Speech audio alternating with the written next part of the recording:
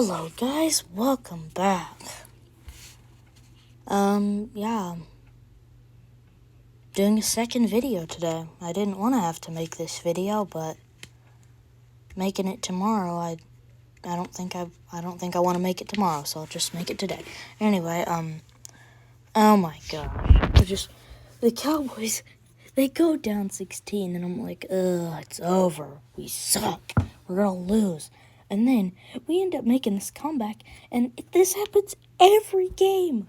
Like the Cardinals game. I'm like, oh, we're making a comeback. We're going to win. And then we just choke it all away because something stupid happens. Like we get the ball back, and Dak, with 14 seconds left, you decide to call a run play. Really?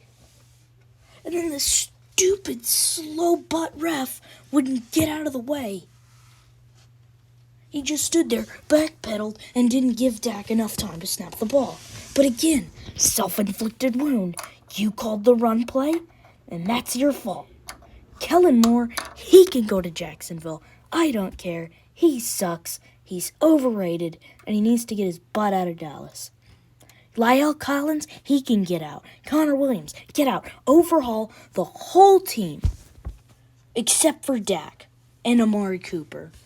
And maybe the other wide receivers. You can keep all the skill position players. But otherwise, overhaul the O-line. Overhaul the linebackers. Get rid of Van Der Esch. Get rid of the god-awful secondary. Everyone's like, oh, the best interceptions team in the league. Woohoo, we lead the league in turnovers. Oh, turnover ratio, what? Like, every year, we're expected to win the Super Bowl, and we can't do that.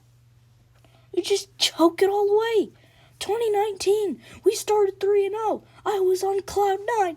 We're going to win the Super Bowl. And then we go out and put up a 12-10 stinker against the Saints. Every year.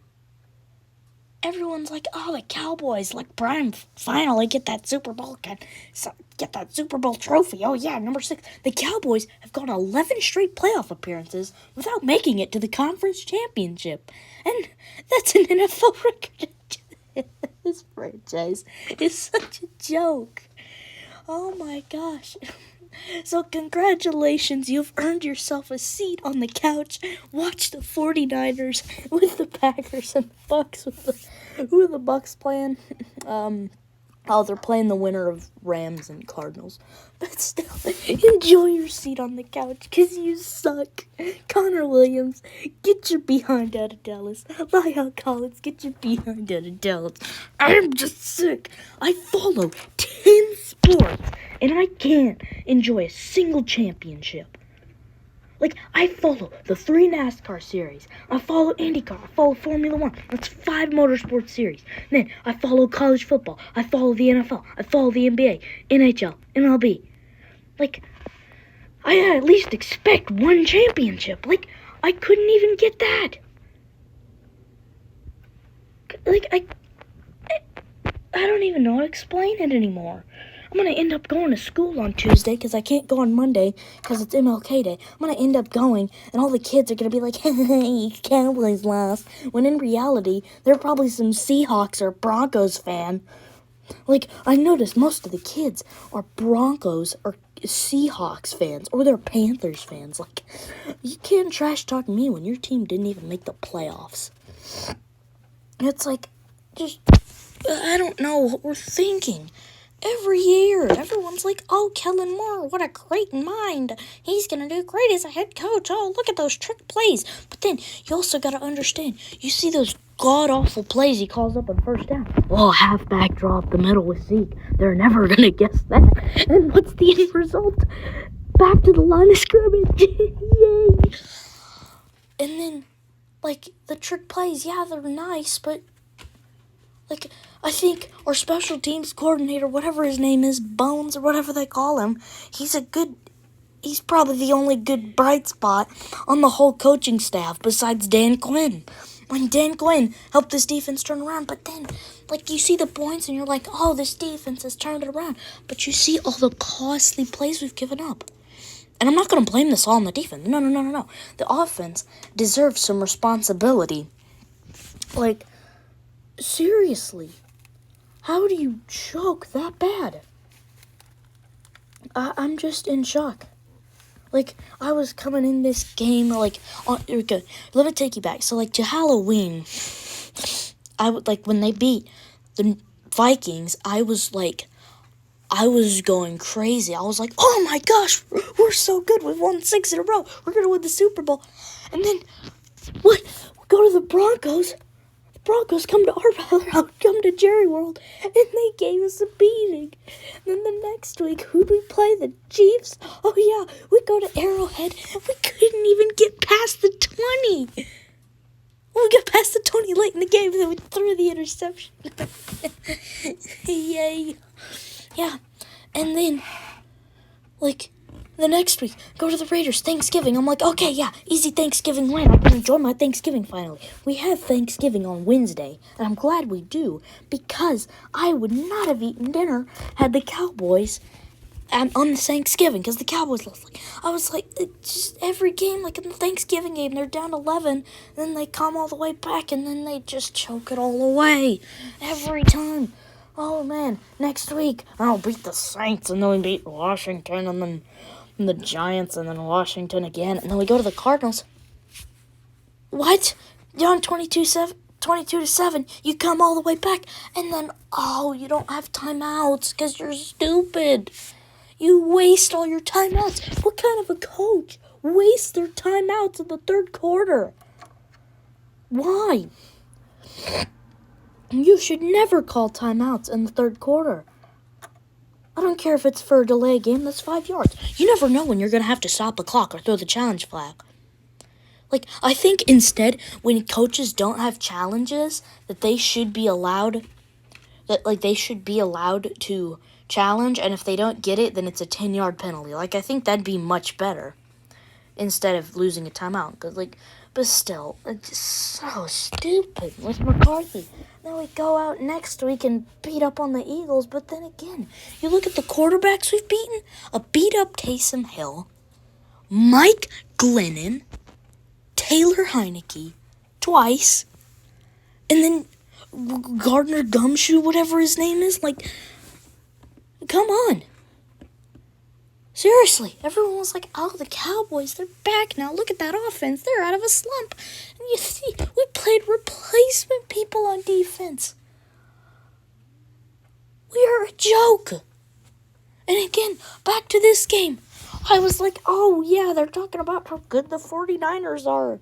And then I was like, oh, yeah, they're wrong. We're going to beat them up. And then, like, on the first drive, I'm like, okay, typical Cowboys. Give up the touchdown. And then, with 3 and out, for the number one ranked offense, that is total bullcrap. They are not the number one offense. They're the number 32 offense. Like, you just can't go off score. You got to go off the eye test and see the players they're facing. The only reason they had a remote chance today was because Nick Bosa and Fred Warner got hurt. That's the only reason we had a chance. Like, just congratulations. Enjoy your seat on the couch. Screw you. Like, the entire organization is a dumpster fire. You think the Texans and the Dolphins and the Jaguars are bad? Just look at us. I mean, yeah, we win games. We're 12-5, but how many good teams did we beat this year? We beat the Patriots. I mean, meh. And then, like, beat the Chargers. Like, they almost made the playoffs, but, like, we beat the Vikings with a backup, but then, like, all the other games, we just beat garbage teams. I really believe if we had won today, that we could have gone out and beaten the Bucs. But no. Now I have to sit on the couch watching all these games knowing what could have happened had we just simply not shown up. Like, we could have shown up today. I was hoping, we'd kick the 49ers' butt because all the analysts, so-called experts, were raving about how good they were. And, like, every day, like, I've noticed a pattern, though, like every game, these unknown players, like Antoine Wesley, like with the Cardinals, comes out and didn't he score like 2 touchdowns? Like, the most no-name players come out and decide, oh, it's the Cowboys. Everybody loves the Cowboys. Let's beat them up. They decide to have a career day against us every time. Just so stupid. We're the joke, the laughingstock of the NFL for so long. And I don't think this trend's going to break until we win a Super Bowl. Like, I'm going to live for another, hopefully, 80 years. And it's like, they got to win a Super Bowl again at some point. They got to make it to a Super Bowl again at some point. Like, if they don't get it together next year, like, if they don't at least make the conference championship next year, like, I might go and be a Texans fan. Like, I'm just kidding, I won't. But just the dysfunctionality. Jerry Jones, oh, yeah. Yeah, that Prescott boy, he's looking really good.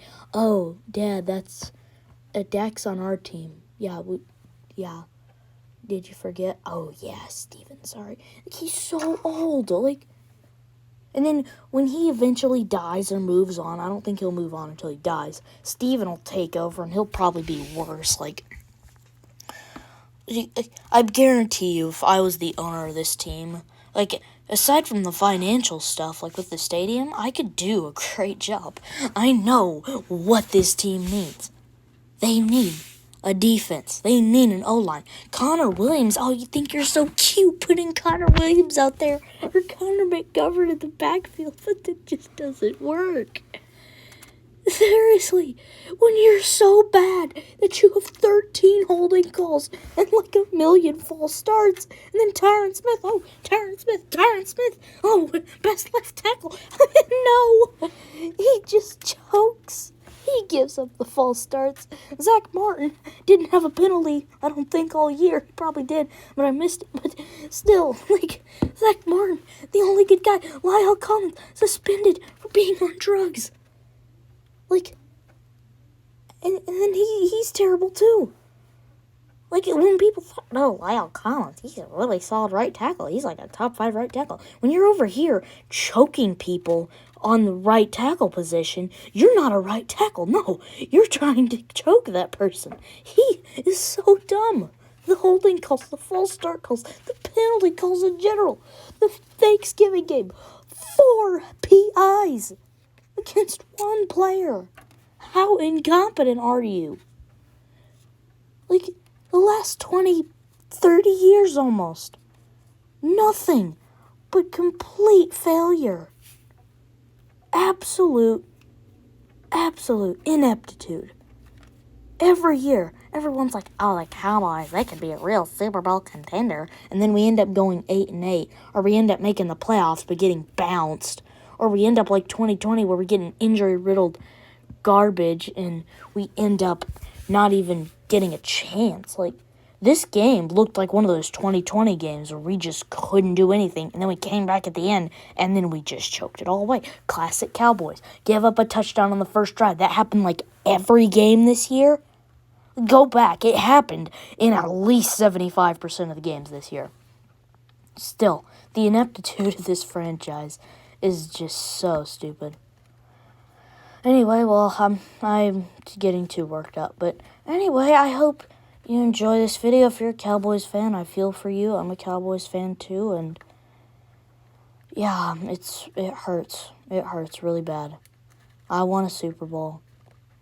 Like, we can't have nice things. Cowboys fans can't have nice things. Oh, and I just saw a tweet from Jane Slater it was like an hour ago, but she said that Cowboys fans were throwing things on the field. Yeah, I get it. You're unhappy with what they played, but I'd rather you just boo. Like, why can't you just boo? Why you gotta throw beer cans and napkins and whatnot at them? Like, come on. Show some respect. Be a good human being. Don't throw stuff at them just because they lost. I mean, it is their fault, but still, be a good human being. Anyway, I hope you guys enjoyed this video. if you don't like rants, I'll try and stop. But, yeah, how about them Cowboys? Enjoy your seat on the couch.